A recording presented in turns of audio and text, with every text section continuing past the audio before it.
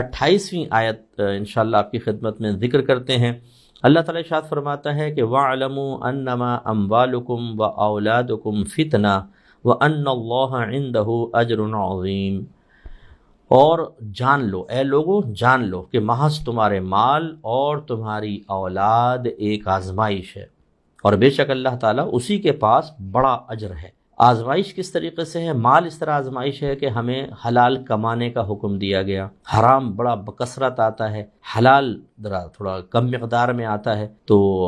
یہ ایک آزمائش بن جاتی ہے کہ بعض اوقات انسان مال کی مقدار اور اس کے ذریعے حاصل ہونے والی آسائشیں یا اپنا لائف سٹائل وہ چینج کر دیتا ہے، تو اس لائف سٹائل کو قائم رکھنے کے لیے وہ کہتا ہے حلال سے تو نہیں ہو سکتا، وہ حرام کی طرف بڑھ جاتا ہے، یوں اس کا مال ایک آزمائش بن جاتا ہے۔ اور بعض اوقات حلال اور طیب کماتا ہے لیکن خرچ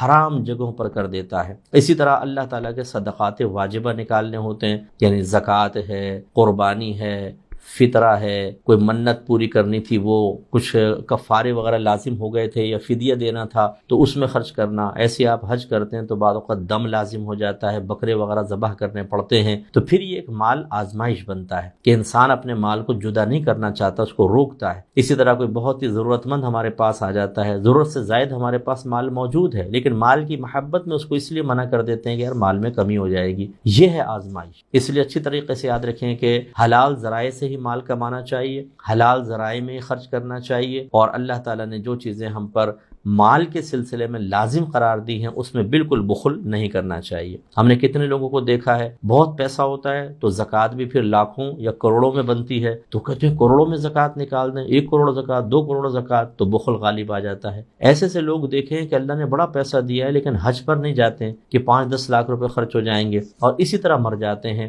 ایسے لوگوں کے لیے مال کتنی بڑی آزمائش، اور آخرت میں ان کا انجام دردناک ہو سکتا ہے۔ اور اولاد اس طریقے سے آزمائش بنتی ہے کہ کبھی تو یوں کہ اولاد ہے ہی نہیں، تو اس طور پہ اولاد کی ایک اولاد آزمائش بن جاتی ہے کہ اب امتحان ہے، صبر کا امتحان، اللہ کی رضا پر راضی رہنے کا امتحان، اور ہم کبھی اس پہ صبر نہیں کر پاتے۔ بعض اوقات کلمہ شکوہ شکایت نکل جاتا ہے کہ اللہ تو نے سب کو اولادیں دی ہیں، مجھے کیوں نہیں دی؟ ہم اعتراض کرتے ہیں اللہ کی تقسیم پر، اور بعض اوقات ایمان ضائع کروا لیتے ہیں۔ اور کبھی ایسا ہوتا ہے کہ اولاد جب ہمیں ملتی ہے تو جو مطلوب تھا وہ نہیں ملتا۔ مثلا ہم چاہتے تھے لڑکا ہو جائے، لڑکی پیدا ہو گئی۔ میرے آقا صلی اللہ علیہ وسلم نے ارشاد فرمایا کہ اگر میں اولاد میں سے ایک کو دوسرے پر فوقیت دیتا تو میں لڑکیوں کو لڑکوں پر فضیلت عطا فرماتا۔ لڑکی تو اتنی پیاری چیز ہے، اللہ تبارک و تعالی نے اپنے حبیب کے تمام بیٹے بچپن میں ہی ان کو وفات دی ہے، ان کو زندہ نہیں رکھا۔ آپ کی صاحبزادیاں زندہ رہیں، اور خصوصاً بی بی فاطمہ رضی اللہ تعالی عنہا، آپ سے سرکار کی نسل چلی ہے۔ تو یوں ایک اولاد آزمائش بن جاتی ہے کہ ہم یہ انصاف نہیں کر پاتے یا اللہ کی تقسیم پر ناراض ہوتے ہیں، ناک بھوں چڑھاتے ہیں، تو یہ ایک آزمائش، اور اس آزمائش میں ہم ناکام ہو جاتے ہیں اور اس کی سزا ہو سکتی ہے۔ بعض اوقات ایسا ہوتا ہے کہ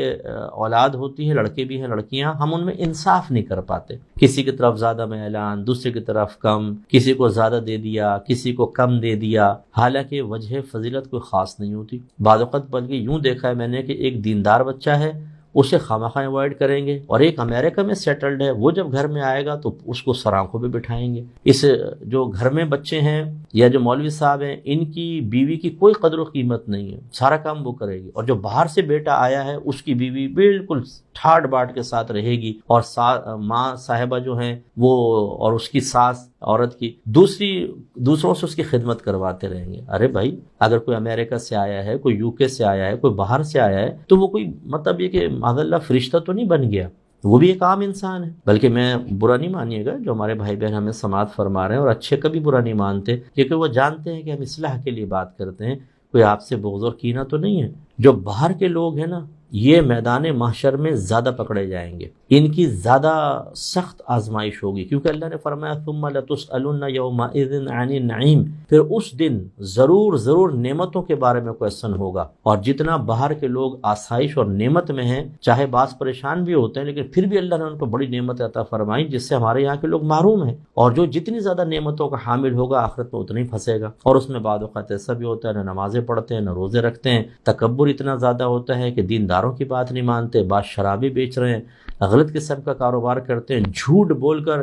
مطلب ویزے حاصل کرتے ہیں اور نیشنلٹی حاصل کرتے ہیں، بعضوں نے بیویوں کو طلاقیں دے دی ہیں اور ساتھ رہ رہے ہیں، لکھوا دیا جی میں تو بیوی کو طلاق دے چکا ہوں تاکہ وہاں کی عورت سے نکاح میرے لیے صحیح ہو جائے قانونی اعتبار سے، اور جب یہ کہہ دیا کہ طلاق تو وہ طلاق ہو گئی بیوی کو، اب یہ نہیں پتا کہ یہ طلاق ہو چکی ہے، اس کے بعد اس سے مل بھی رہے ہیں، سب کچھ کر رہے ہیں۔ تو خلاصہ کلام یہ ہے کہ ماں باپ بھی بعض اوقات اپنی اولاد میں انصاف نہیں کر پاتے، حالانکہ نبی کریم صلی اللہ علیہ وسلم نے فرمایا کہ اپنی اولاد میں انصاف سے کام لو، اگرچہ بوسہ دینے میں، یعنی ایک بچے کو پیار کیا ہے تو دوسرے کو بھی پیار کرو، یہ انصاف قائم کرنے کا حکم دیا گیا ہے، لیکن اس میں بعض اوقات انسان پورا نہیں اتر پاتا۔ اسی طریقے سے اولاد اس اعتبار سے بھی آزمائش ہے کہ شریعت نے ان کی تربیت کا حکم دیا، انہیں دین سکھائیں، ان کو فرض علوم سکھائیں، ان کی شخصی تعمیر کریں، ان کی ذہنی تعمیر کریں، انہیں گناہوں کی معرفت دیں تاکہ وہ خطاؤں اور گناہوں سے بچیں۔ لیکن اکثر ہم نے دیکھا ہے کہ دنیاوی تعلیم ہی ہمارے پیش نظر ہوتی ہے، تھوڑا بہت دین کا کر دیا، ناظرہ قرآن زیادہ تیر مارا حفظ کروا دیا، ایمان مفصل، ایمان مجمل 6 کلمے، اس کے بعد ختم، یا نماز تھوڑی سکھا دی اور کچھ سنت کے مطابق جو عربک میں دعائیں ہوتی ہیں وہ یاد کروا دیں، اس کے بعد ہم سمجھتے ہیں ہم نے بہت بڑا کارنامہ کیا۔ یہ پتہ ہی نہیں ہے کہ عقیدے کے سلسلے میں کیا کیا سکھانا ہے، احکام شرعیہ عملیہ کے بارے میں کیا بتانا ہے، گناہوں کی معرفت کے بارے میں کیسے بتانا ہے، کس طرح بچوں کی تربیت ہوگی۔ تو یہ بھی ایک وجہ ہوتی ہے ان کے بچوں کی اولاد کے آزمائش ہونے کی کہ والدین اکثر ان کی صحیح تربیت نہیں کر پاتے، انہیں وہ چیز نہیں سکھاتے جو مطلوب شرع ہے۔ اس میں اچھی طرح یاد رکھیے گا، پھر بالغ ہونے کے بعد اگر آپ نے تربیت میں کوتاہی کی تھی، بالغ ہونے کے بعد اولاد جو گناہ کرے گی، اگر اس میں آپ کی تربیت کے نہ ہونے کی وجہ سے ایسا ہوا ہے تو آپ کے نام اعمال میں بھی گناہ لکھا جائے گا۔ اس لیے اپنی اولاد کو اس انداز سے آزمائش نہ بننے دیں کہ میدان محشر میں گرفت ہو جائے یا دنیا میں بے برکتی ہو جائے، اس کا خیال رکھیں۔ بہت سے والدین ایسے ہیں جو بچوں کو گناہ کرتے دیکھتے ہیں لیکن ان کو نیکی کا حکم نہیں کرتے،